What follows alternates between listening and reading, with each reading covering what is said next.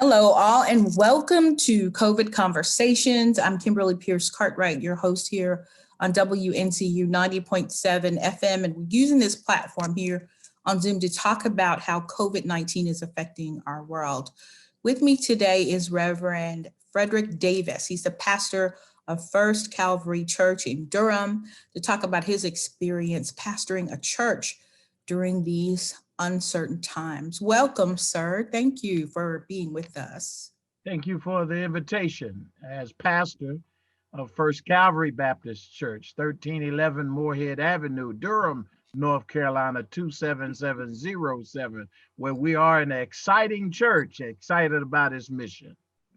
I love that introduction. That almost sounded like a commercial. Always. Thank you. Okay, and we're going to begin. I'll begin with this statement. Across the United States, faith leaders are making decisions about how they can continue to pray in fellowship with others while keeping staff, members, and members of the congregation safe during the coronavirus.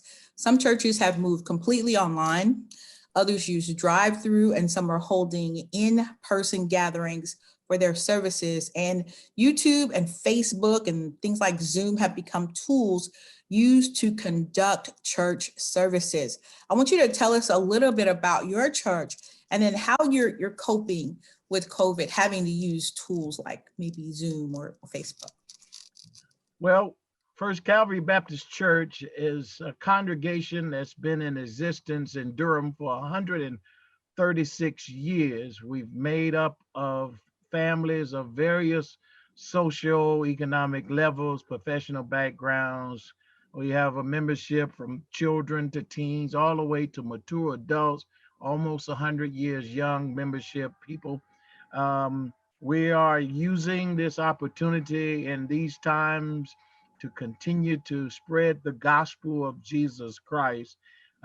We've gone to a virtual worship service at 9:30 versus our 7:45 and our 10:45 standard in-house worship on every Sunday at 9:30 on streaming on our church website, www.firstcalvary.org, which also ties into our church Facebook site, which is also streamed to a YouTube site.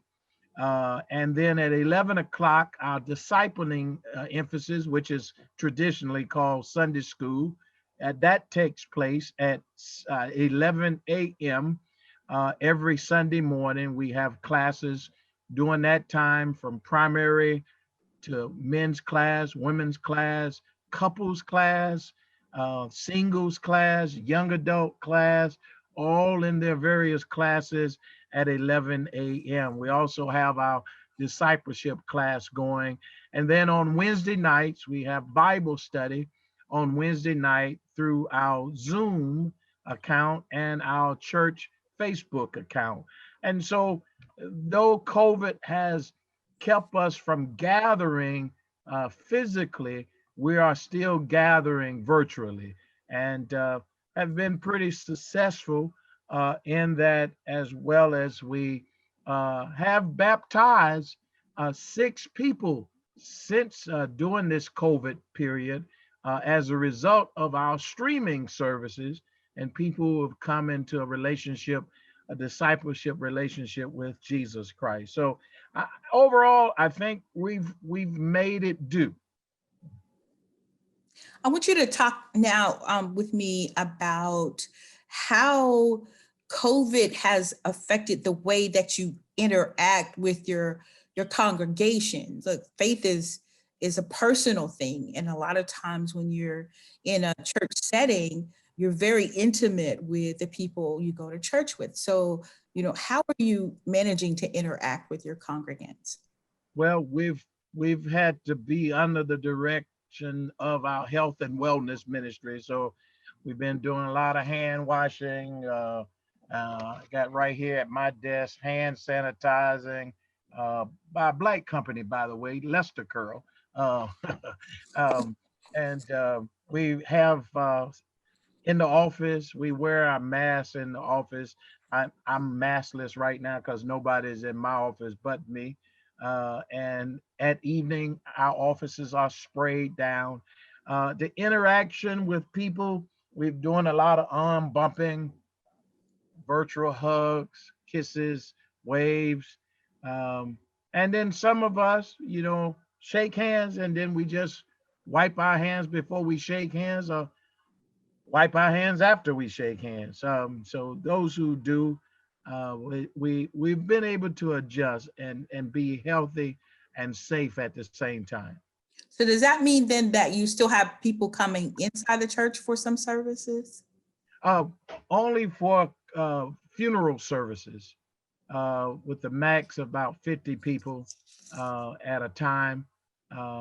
And we've had the opportunity to share in those celebrations. But our streaming service is technically just the technical staff, video staff downstairs, audio staff upstairs in the sound booth, church musicians, and 4 to 6 vocalists, all have their own individual mics. Mhm. How are you managing? Are people talking to you about loneliness or depression because of COVID-19? Um, yeah, and more so those who have experienced the transitioning of loved ones. I think our numbers since March, we've celebrated 17 lives. My own mother-in-law, who was, by the way, a graduate of North Carolina Central, both undergrad and masters, 52 and 58 classes. Um, those individuals, we've been having special outreach to them. In December, we're going to have a special Zoom for those who've had bereavement in this time period of from March to December. Um, People hadn't had too many other type of mental health challenges other than people just missing and begging to come back, but we're following the guidelines of our re-op committee. It's been a struggle of me because I'm a people's person.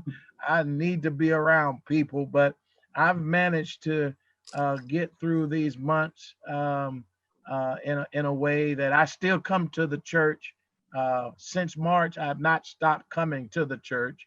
And we do social spacing. I don't call it distancing, I call it social spacing.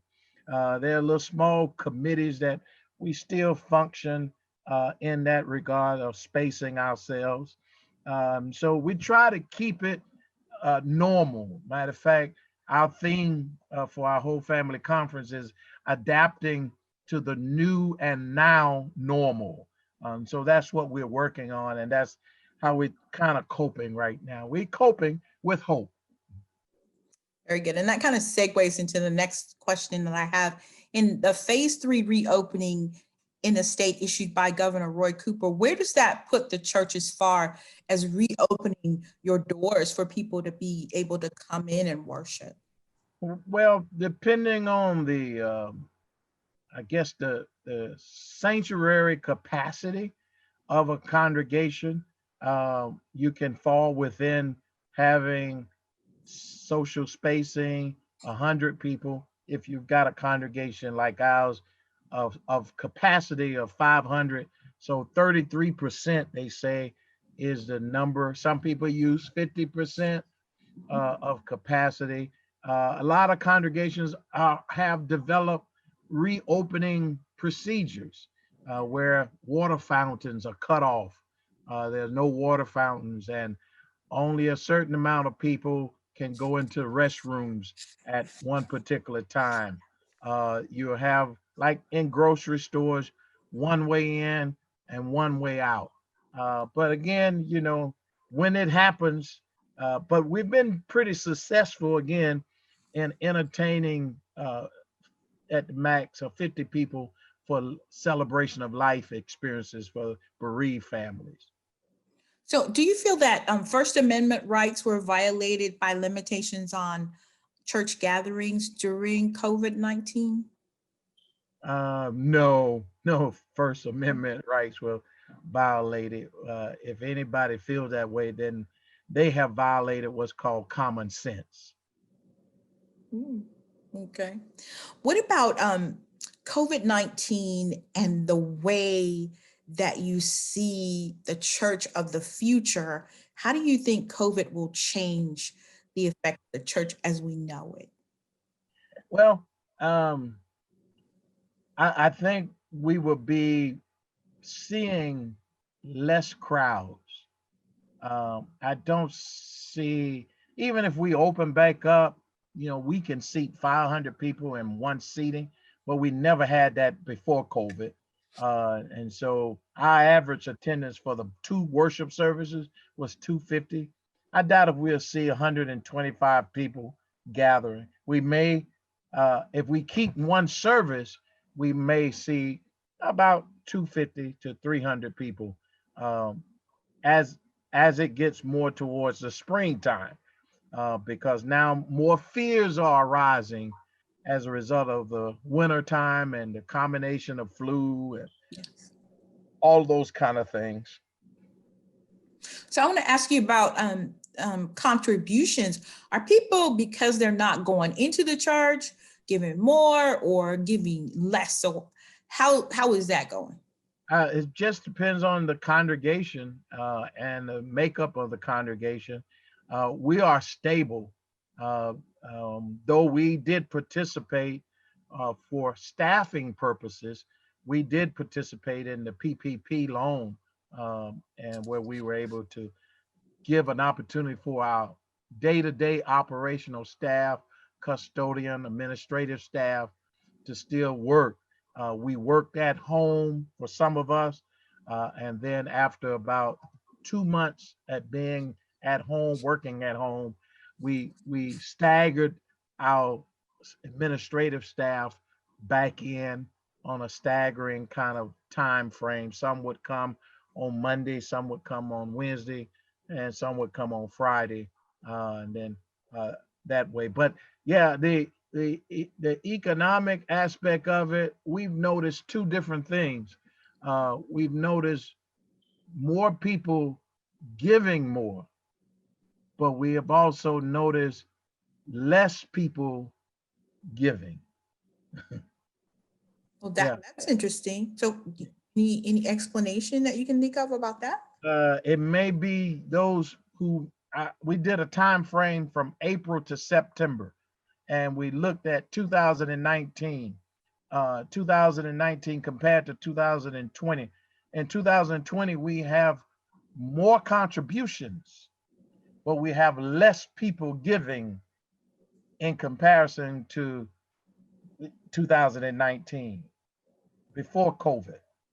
After COVID, we have more contributions, but we have less people giving those more contributions than 2019. So it could be some people have been laid off. Some people, uh, for us, our contributions from Sunday may be as a result of we average about 80 worshipers a Sunday, so who are not members of the congregation. And when they come, they give, and there are some who give. And so that could be a factor. But it's just a whole lot of dynamics of it. I let the finance people scratch their head. I just keep believing God and keep preaching love of God and love to give causes of our community in which we serve. During this time, we gave out free masks, 5 package masks that was from the federal government. Um, don't know how I got them, but I got them. I had about 5,000 masks, and 2 different months we outside of our church we gave out free, gave out masks, 5 in a package. So we were able to do a lot of things. Our food pantry still is open on Tuesdays and Thursdays from 10 a.m. to 12 p.m. With social spacing. People have to wear the mask, but we partner with the North Carolina Durham Food Bank as an emergency assistant food pantry site. So we're still doing in the midst of COVID-19. So do you find that more people are being interested or becoming interested in your church because they're seeing you on Facebook and they're seeing you on Zoom, is there any way to keep track of that? Yeah, it's interesting you asked that. There was an elderly lady who can't do Zoom, who can't do streaming on the internet, but she's home.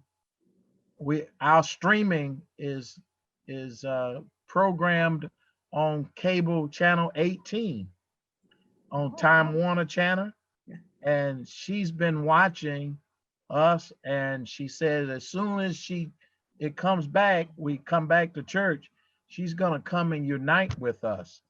As I said, we've had 6 individuals, all above the age of 18, that we baptized in the COVID season, from people hearing the gospel going forth through the virtual media aspect. And I want to talk about that too, like people believing in God. What's the message to people about God and relief from COVID that you're offering? Are you Yeah, offering yeah. God's will be done? What is it that you're telling your congregation? We're telling them that in times like these, keep the assurance that God is in control, that God is the creator of heaven and earth, that God is sovereign, which means he has, in the divine nature of his being, has control of everything. Um, Science, we believe, science even points to God. And so we highly endorse all of what CDC is doing, the federal government doing, is researching, because we know that God is going to give an answer as he has in the past. And so church language that we use, if he did it before, he can do it again. And so if you go back to the 1800s, 1700s, early 1900s, of all the pandemics that we as a people of faith have been exposed to, we made it through. And we've lost some as a result of COVID. Uh, some pre-existing conditions made that difficult. And then some as a result of just some negligence. But our faith is what's keeping us strong, and our faith message is what's keeping us strong as well. Okay. And with that, we have come to the end of COVID conversations this time. It went by so quickly. Thank you very much, Pastor Davis, for being a guest on COVID conversations with me today. Thank you. God bless you. And God bless you and your congregation. Stay strong and stay safe. Thank you. You're welcome. And thank you for listening and viewing COVID Conversations here on WNCU 90.7 FM. I'm Kimberly Pierce Cartwright, your host. Until next time.